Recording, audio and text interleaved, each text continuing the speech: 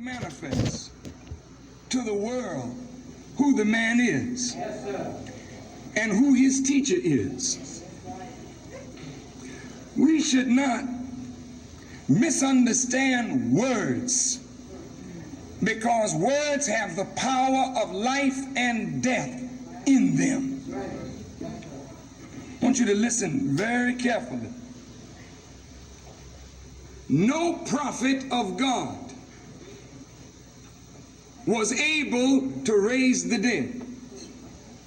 No prophet. No prophet could make the blind see, the deaf hear, the dumb speak. That work was the work of the Messiah.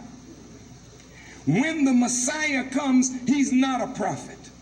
He stands head and shoulders above the prophet.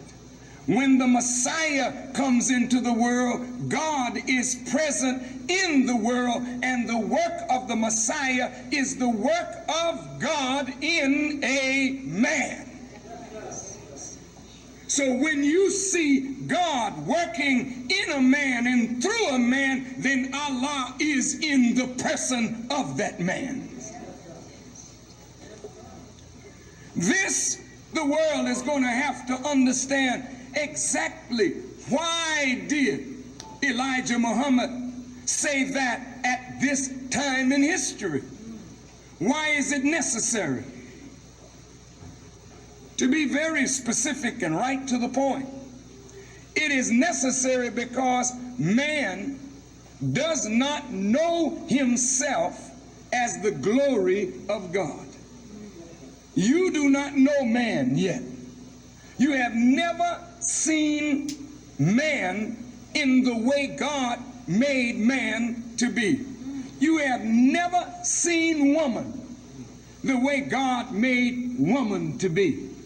You are not even a sign of who and what you could be in your present state. And this is why both the Bible and Quran talk about the resurrection of the dead. It's not dealing with any cemetery, but it's dealing with the power of God in man and woman that has been put to death by our rebellion against the law and the will of God.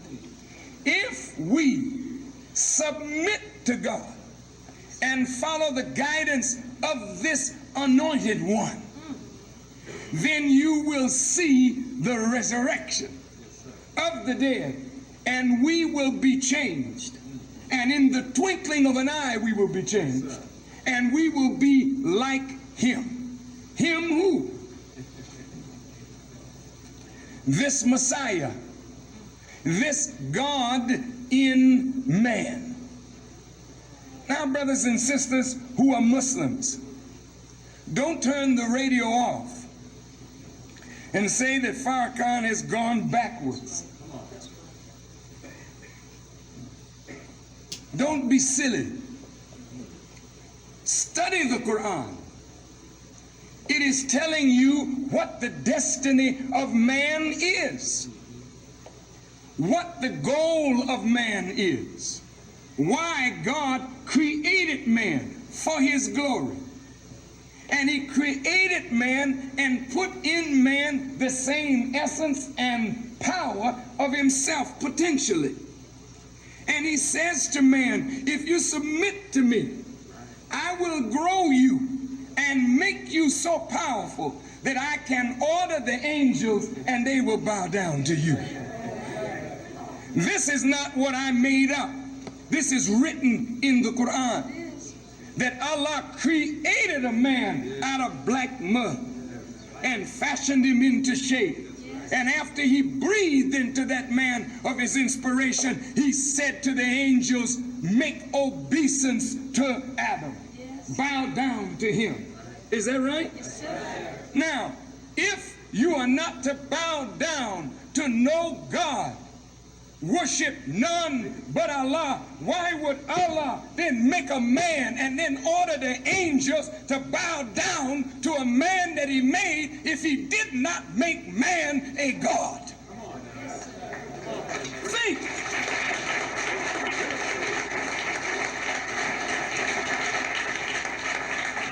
You have the potential. You are not that now. I'm not that now. But we have the potential to become the master over all of the laws that govern the physical creation of God. We can be above and beyond the creation, though we too are creation. But we are so akin to the Creator that as His glory, He can make man and make him powerful enough to command the forces of nature. Now, if you've never seen a man like that, and you have not, then when a man like that comes into the world, who are you looking at? If the Honorable Elijah Muhammad said to us that a child was born on February the 26th, 1877 in the holy city of Mecca, you say, well, that can't be. He can't be that great. Wait a minute. Your hadith of Prophet Muhammad tells you to look for the Mahdi, who would come out of the family of Muhammad. I want you to listen now. This Mahdi, or one rightly guided and one who is self-guided and one who comes to guide others, is one that will set justice in the earth and set down all tyrants and oppressors, yet he's a child and a man born like every other human being.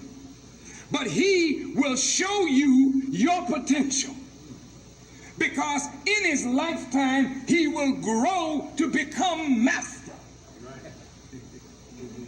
And when he comes to destroy the work of this world, he will be present, a human being in physical form that will pass away. But what is in him and what he expresses is the Lord of the worlds. So Elijah Muhammad was not incorrect. That's right.